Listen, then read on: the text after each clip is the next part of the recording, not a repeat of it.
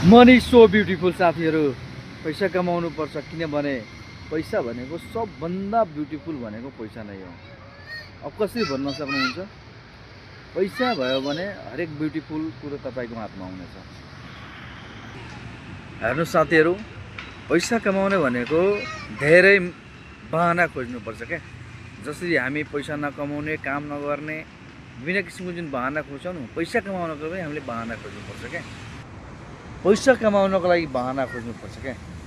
जस्तै के छ भने नि माडेहरूको हुन्छ नि, म तपाईँहरूको माडवारीहरूको कन्सेप्ट हुन्छु। उनीहरू पैसा कमाउनको लागि, बिजनेस बनाउनको लागि, बढी बिजनेस बनाउनको लागि, बढी बिजनेस क्रिएट गर्नको लागि उनीहरू बहाना खोज्छन्। त्यही भएर त उनीहरूसँग पैसा हुन्छ नि, त्यही भएर उनीहरू ब्युटिफुल हुन्छ क्या।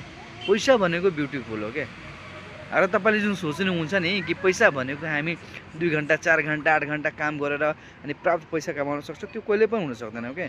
जो पनि सक्सेस मान्छे हेर्नुहोस्, जोसँग धेरै पैसा छ, बिलियनर छ, ऊ भनेको नि 8 घन्टा होइन 16 घन्टा काम गरेर त्यहाँ पुगेको हुन्छ। त्यही भएर मेहनत गर्नुपर्छ, डह्रो मेहनत गर्नुपर्छ। पैसा कमाउनु विभिन्न किसिमको बहाना खोज्नुपर्छ, विभिन्न अवसर खोज्नुपर्छ, विभिन्न स्किलहरू सिक्नुपर्छ क्या। पैसा कमाउनको लागि नि यो माइन्डसेट चेन्ज गर्नुपर्छ के। पैसा यतिकै आउँछ र पैसा यतिकै छिटो आउने भए, यति सजिलो तरिकाले आउनु भए हरेक मान्छे धनवान भइहाल्थेन। त्यही भएर पैसा कमाउनको लागि भनेको मोटिभ हुनुपर्छ। साँच्चीकै भन्यो भने साथी, पैसा भनेको सबभन्दा ब्युटिफुल कुरो भनेको पैसा हो क्या। किनभने पैसाले हरेक ब्युटिफुल चिजलाई किन्न सक्छ क्या। ब्युटिफुल चिजलाई फिल गर्न सक्छ क्या।